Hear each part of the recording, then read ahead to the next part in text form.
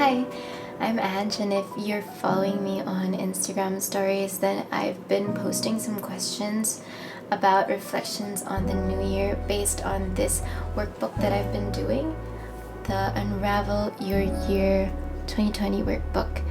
And I wanted to consolidate those questions into this one video for you, all about handling the pressure of the new year. And if you're anything like me who gets overwhelmed with writing New Year's resolutions, then this is why I made this video, to tell you that you're not alone. Everyone gets overwhelmed with the new year.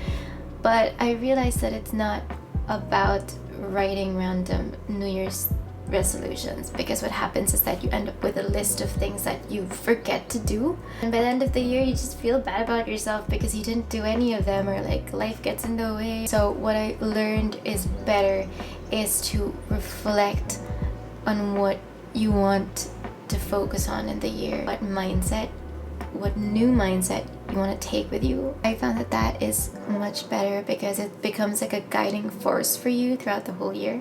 What Unravel Your Year suggests is that you pick one word, just one word, that will sum up how you want to live your year. It could be any word. It would be best if it was a word that inspires you, so that every day you wake up and you remember your word. What am I going to do today, and is this going to make me follow that word? The word that I'm choosing for this year is breakthrough, because I want this year to be a breakthrough year for me, because last year was kind of really hard and I feel like it was a downer kind of year and a lot of changes and whirlwinds.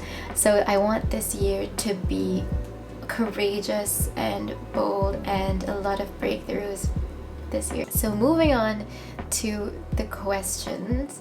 The first one that I asked was, what do you want to make more time for this year? And this question is really all about what you want to focus on. If there was something that you've always wanted to do, maybe this is the year that you are going to actually start to do it. Especially for those who are going through adulting, you realize that your biggest investment is really not your money, not your skills, but your time. Actually, it's really your time. So what do you want to focus your time on? For me, I think I want to focus on building connections and building stronger relationships. I want to be more authentic and more vulnerable with the people in my life. Second question is, what are you feeling apprehensive, fearful, or anxious about in this year? Maybe you got some baggage from last year, or maybe there's some big change that's happening this year, if you're planning a big change, or if there's just a particular aspect in your life that's been bugging you and is making you very anxious.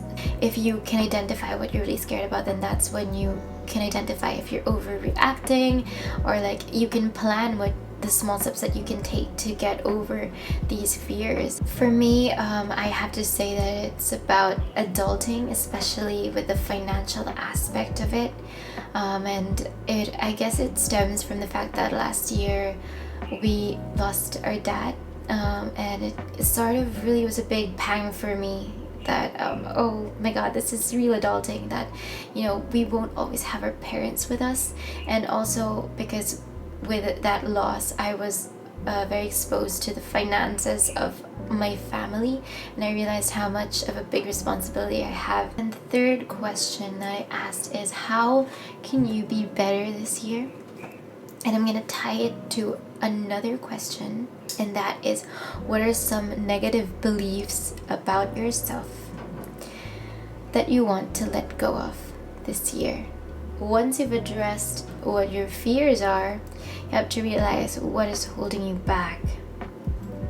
What are the insecurities behind those fears? Maybe there is something that's been holding you back since last year or ever since, and that's why you're not able to do the things that you've always wanted to do. They say that insecurities are usually under 3 main categories. That is, under insecurities regarding competence, insecurities regarding your goodness, and insecurities regarding your lovableness. I think this is the time to ask yourself, what are you insecure about? Whenever I do freelance work, I always have a hard time pricing my work, and I always feel embarrassed to put the price a little bit higher. I realize that as an artist, it's something really hard to learn, and I know that there are lots of insecurities behind that. It's basically my insecurity of if I'm good enough, if my work is good enough to sell in a higher price point. So what are your negative beliefs that are holding you back? And so that is it for this video. I hope that you guys were able to reflect on your own answers to your questions, and I hope that you guys are inspired and less pressured for this 2020. I hope you guys have a great day and take care always.